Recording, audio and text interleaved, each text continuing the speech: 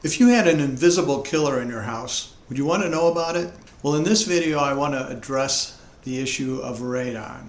Radon is a naturally occurring invisible particle that comes up from the ground. And sometimes our homes can capture it. And it turns out it can be the cause of lung cancer. In fact, it's the second leading cause of lung cancer, right behind smoking. And then furthermore, if smoking and radon exist, it compounds the effect or the negative effect of your risk for cancer. So there are things we can do about this. First of all, smoking, we have determined for a long time now, is something we should try to eliminate. But if we did, and we didn't eliminate radon, we'd still be seeing lung cancer. And my mission is to have people live where they can thrive. That's why I do what I do in real estate. And part of that is not just having the house in the place that works and serves you and your family. It's having a house that's safe and healthy. And this video is going to focus on that. I hope to share with you a free radon test kit that's available for Ohio residents. I'll show you how I set mine up and tested my house. I'll show the results. And I'll share with you some ways that I can point you in good directions if you should have a negative result. First of all, here's the Ohio website where you can go in. It's very simple and easy. You'll enter your address and some contact information, and you'll receive the test kit. So the story behind radon and its risks has an interesting background. Way back in Pennsylvania, when they were building a nuclear power plant, they gave the construction employees a monitor to wear to determine if they were being exposed to radiation. One of the employees was wearing this and consistently was testing high. None of the other contractors were, but this one individual was consistently testing high for radiation exposure. And it didn't make any sense because the nuclear power, the uranium, to charge the reactor and would be the source of any radiation was not even installed yet. It wasn't even in the area. So they were able to trace back the source of this radiation to his home. It turned out he had extremely high levels of radiation in his house that he and his family were exposed to. And in fact, if they were not aware or not able to change that, it probably would have killed them all. It was at such a high rate. And I'll finish the story a little later. But that was the source of the understanding of radon and its existence in our homes, and furthermore then led to how we can mitigate the problem. So here we go. Here's the website that shows you how to register, and I'll share some video clips on how I did the test in my house and my end results. This is what's inside the envelope. On the front it says use 2 of these for real estate tests. I can tell you in the real estate sales, we usually can't wait for the results. So we will typically see buyers pay probably $125 to get a inspector to set up a radon test. The test itself has to be a minimum of 48 hours, but in my world that's quick and a lot quicker than this. I waited a week for this. It's gonna run for a few days up to a week in my house, and then I'm going to send it away to a lab and get the results from there. So the total time to get this from beginning to the end might be up to a month. We'll see how this goes. So on the back, I'll open this up. There's a form to fill out with all kinds of data. So I will do that. Doesn't look too hard. Here's the form that I have filled out. I'm going to complete the rest of my address. I'm going to set up the test, and I'm going to start it today, which I've got a date and a time. It's actually going to be 4 p.m. I'm going to set it in the basement. Now, the house is going to be closed.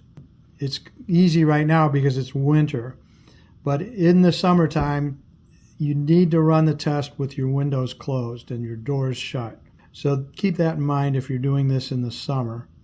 And for me, I'm going to call this a post-mitigation test because I've already got a mitigation system and I think it's working fine, but it won't hurt to double check with this test. So there we go on that part of it. Now, with one hand, I'm going to try to hold my camera and open this end. Ta-da-ta-da, maybe not. It will hold the packet open. And on the end, I've got a hook right there, which I will use to place it in the basement. I want to go on the lowest floor in the house where there's living space. For me, that's the basement.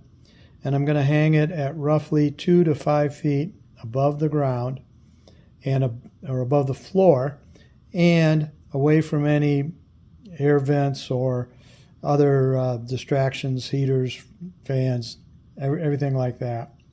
So I'm going to go set this up and I'm going to come back and put it away and send it as soon as the time is up. Okay, it's 5 days later. My test kit's been hanging in the basement. I'm going to take it.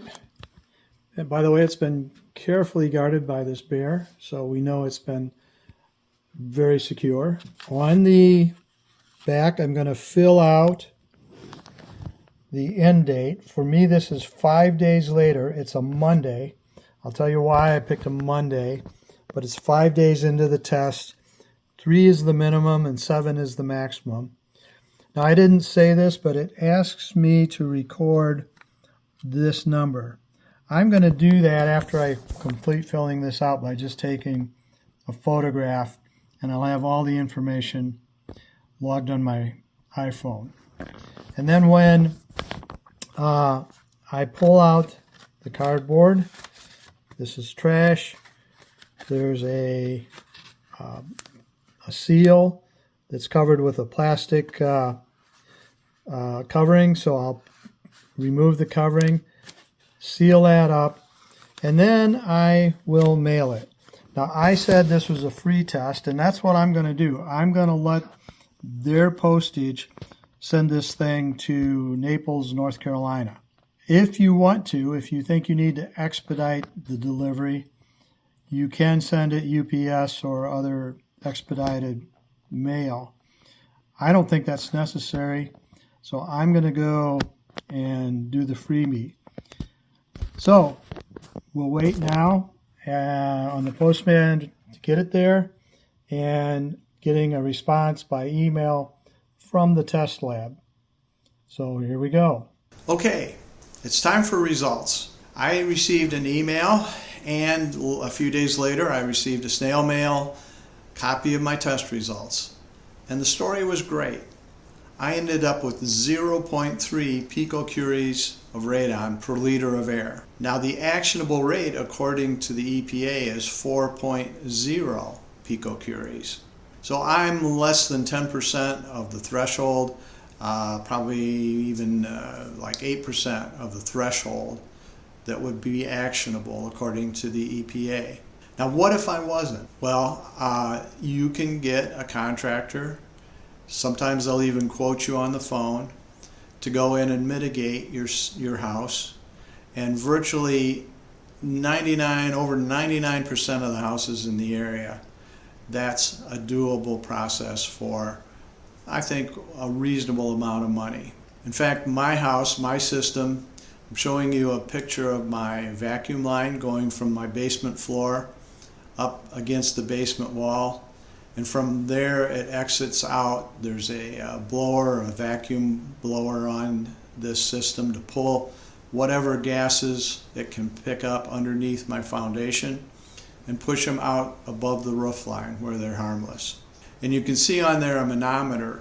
The manometer shows a difference in the two red fluids in height. One side is higher than the other, indicating it does see a vacuum.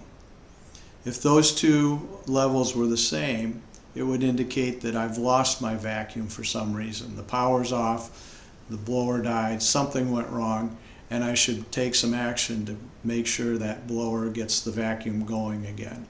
Now, what about the house in Pennsylvania? When they found out how bad it was, the results were terribly high on this scale for radon. Many, I think, would have had the first reaction, let's tear that house down, move out, get away from there. That isn't what happened. That house, as bad as it was able to be mitigated.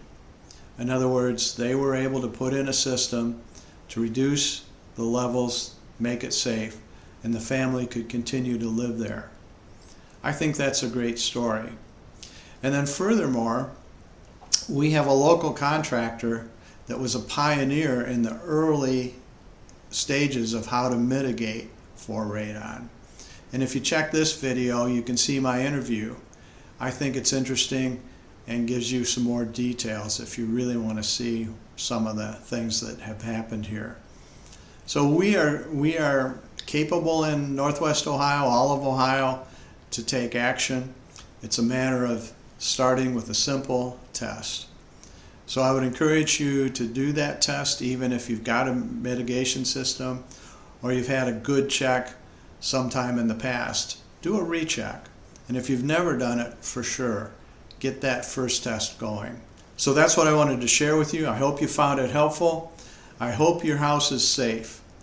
And I hope we can talk soon. Thanks for watching. Take care and go slay some dragons.